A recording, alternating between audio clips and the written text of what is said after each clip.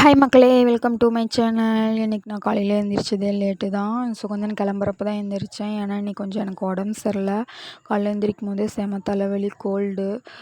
அதனால் லேட்டாக தான் எழுந்திரிச்சேன். நான் எந்திரிக்கிறதுக்குள்ளே எங்கள் அம்மா சமையல் வேலைலாம் பண்ணிட்டாங்க. பொட்டுக்கடல சட்னியும் தக்காளி சட்னியும் தான் அரைச்சிருந்தாங்க தோசைக்கு. அப்புறம் நானும் போய் இன்றைக்கி டியூஸ்டேல அதனால் குளிச்சுட்டு வந்தால் சாப்பிடுன்னு சொல்லி குளிச்சுட்டு வந்து தோசை சாப்பிட்டேன். சாப்பிட்டு இன்றைக்கி போர்வெல்லாம் அலசி போட்டுறலாம் அப்படின்ட்டு அலசி போட்டுட்ருந்தேன். கொஞ்சம் நல்லா இருந்ததுனால. அப்புறம் அலசி போட்டுகிட்டே இருந்தேன். மறுபடியும் ரொம்ப டயர்டாக இருந்த மாதிரி ஃபீல் ஆச்சா, தலைவலி சரியாகலை. நல்லா இருந்தது, மறுபடியும் தலைவலி ஆரம்பிச்சிருச்சு. ஸோ கோல்டு இருந்ததுனால தலைவலி வந்துகிட்டே தான் இருக்கும். கோல்டு சரியானதா தலைவலியும் சரியாகும். ஸோ அதனால் வேது பிடிக்கலாம் அப்படின்ட்டு தான் வேது தான் பிடிச்சிட்ருந்தேன். வேது பிடிச்சதுக்கப்புறம் கொஞ்சம் பெட்டராக ரிலீஃபாக இருந்தது. அப்புறம் எங்கள் அம்மா சுக்குட்டி கொஞ்சம் வச்சு தந்துருந்தாங்களா, த்ரோட் பெயினாக இருக்குது அப்படின்ட்டு சுக்குட்டி குடிச்சிட்ருந்தேன். எங்கள் அப்பா வந்துட்டார், மாத்திரை வாங்கிட்டு வந்தார். அதையும் சாப்பிட்டு ரெஸ்ட் எடுத்துட்டேன்.